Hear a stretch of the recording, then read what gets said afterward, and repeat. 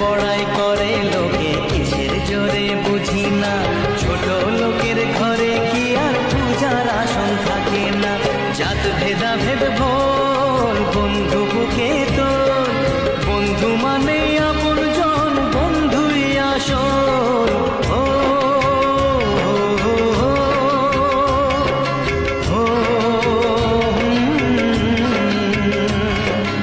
এই মাটিতেই জন্ম